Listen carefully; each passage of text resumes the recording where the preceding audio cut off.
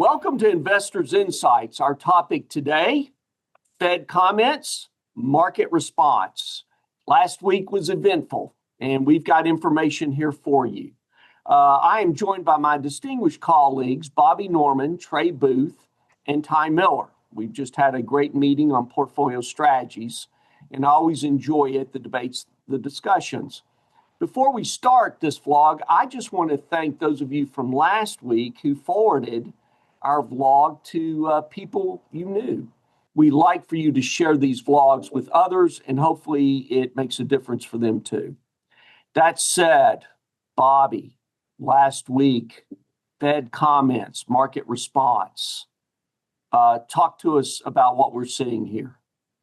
Yeah, so after a 5-day losing streak for the S&P 500, the market rallied to end the week after Chairman Powell spoke on Friday, strongly hinting that the Fed will cut rates in September as it acknowledges increased weakness in the labor market. And so one thing to consider is that the Fed last cut rates on December 18th, 2024 by 25 basis points. If they cut again in September, which is the thought, that would mark a 9-month gap between moves. And we've been analyzing what this means for the market. And based on the historical data in this chart, the next 3 months could be volatile as the market begins to digest signs of a weakening economy and perhaps even stagflation. Also, September and October are historically rough months for stocks, but 12 months later, the S&P 500 has ended up higher almost 91% of the time, that you can see in the bottom right of this chart. And as the chart shows, the next 3 months could be volatile, but the next 6 months and 12-month time period has led to positive returns as lower rates help boost the economy and boost the markets. As always, no guarantees, but long waits between rate cuts like we're experiencing now has been bullish in the past, and is something we're watching carefully. Yeah, and on that volatility, on the things that we're talking about, the possibilities, the rippling effect. We're going to continue having these vlogs to keep people updated. We're also going to continue, on our social media, Facebook, Twitter, LinkedIn, YouTube, our podcast. We will keep people, as this starts to evolve, updated with this kind of information, how it can impact not only their financial blueprint, but their portfolios. And then also how it can impact their wallet. So Trey, consumer staples, things, consumer discretionary, based on the Fed and what's going on and what we're looking at. Are prices going up? Will they remain flat? What do we think people may see out there? The possibilities, the what ifs.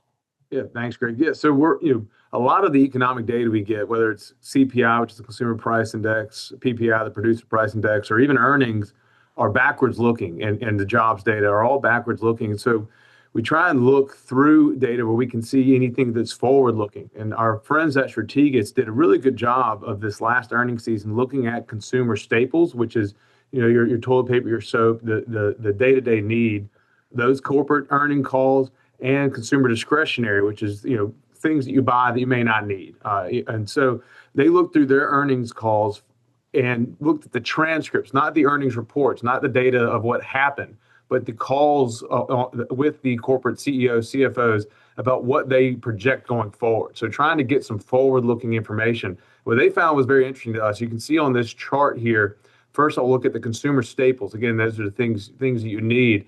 That you can see here, it shows the CPI is the line that's going up and down, and then the bar is the percent of companies that mention price hikes. And you see that it's below average. So I wouldn't expect your staples prices to go up. So that's good for the average consumer. But this next chart shows the discretionary stocks, and you see a massive spike. So discretionary companies are projecting that they may be increasing prices down the road. So you may start seeing those prices. So when we're talking about inflation, where is inflation coming from? Where are the tariffs hitting potentially? We hear a lot of people talk, they like to paint with a broad brush, that either tariffs always cause prices to go up or tariffs never cause prices to go up. Right. But when it comes to economics and when it comes to corporate earnings, the answer is always much more complicated. And the answer is, sadly, it depends. And so this is a situation where, thanks to the previous wave of inflation, consumer staples companies may have maxed out where their price increases. The consumers will not accept higher prices for staples. And so that means that they've got, you see consumer staples companies will be eating any additional cost. But discretionary items, it appears that the consumer may be a little stronger on discretionary items and can absorb more price hikes. And so those companies are expecting to push increased costs through the consumer. So something to watch closely there. So something we're watching for early indications of not just if there's inflation, but where it may hit the consumer and our customers' balance sheets. And so that was just an interesting dichotomy. You usually see the opposite. Usually consumer staples have much more consistent price hikes than discretionary. So something unexpected, but is for the most part likely good, but a little bit bad.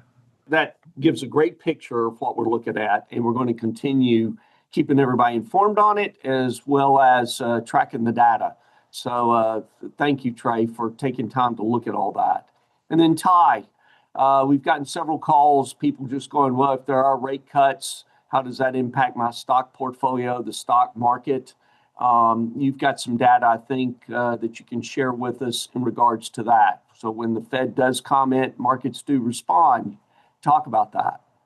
Yeah, so going back to last week on the blog, we discussed that there was probably about an 83% chance, is what the odds were telling us, of a rate cut in September. And if you did turn on your TV for the entire week, you woke up on Friday after Jay Powell came out and spoke in a more of a town hall meeting, not an official rate cut meeting. And the odds of a rate cut in September are now at 84, 85%.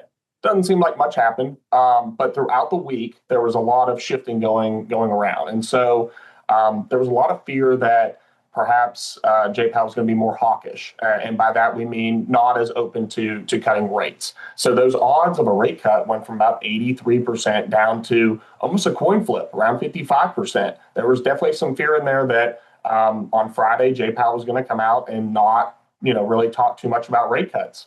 However, he did come out on Friday as more dovish than expected, meaning more open to rate cuts, cited that even if tariffs could raise prices, it's probably short-lived.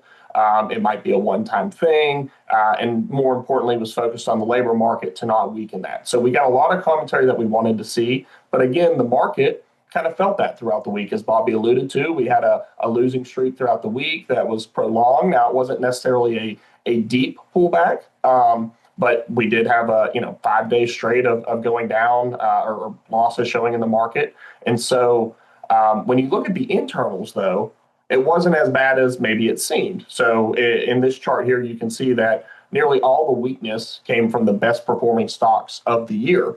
And the other stocks that have not performed as well throughout the year were actually up throughout the week. So we're getting kind of that rotation that we always talk about.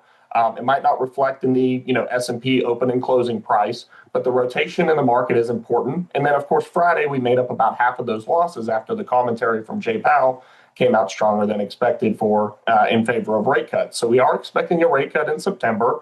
And it was just kind of interesting to see throughout the week how the 2-year yield kept rising. And then, as soon as he spoke, it fell back down. As you can see in this chart here, you can see the stock market was, in that gradual decline that Bobby alluded to. And then the stock market really rallied on Friday after that commentary. So it's just interesting to see how maybe, point A to point B seemed like not much happened, but throughout the week, there was certainly a lot of tension on the table. Yeah, a lot of tension, a lot of moving parts. So, and this is also why we like to share the data, because best performing stocks were, as you said, they actually were down and rotation is taking place. So, folks, this is why we like doing these vlogs as well, just to give you the facts and the data so you understand the volatility. Any way we can reduce your anxiety, we want to do that. So, Ty, excellent viewpoint report from your standpoint also. And with that said, today is August 25th. We are heading into the Labor Day weekend. College football season is getting ready to start. The fall will be upon us before we know it. And we will continue to keep you updated through all these developments over the next 90 days. If we have volatility, we will keep you updated. Always know we're available for phone calls, emails, having Zoom and WebEx meetings. We will do that. And then most of all, as we go into the Labor Day weekend, we just want to thank you for believing in us here at File Plan Partners giving us the opportunity to work with you on your financial blueprint and your portfolios.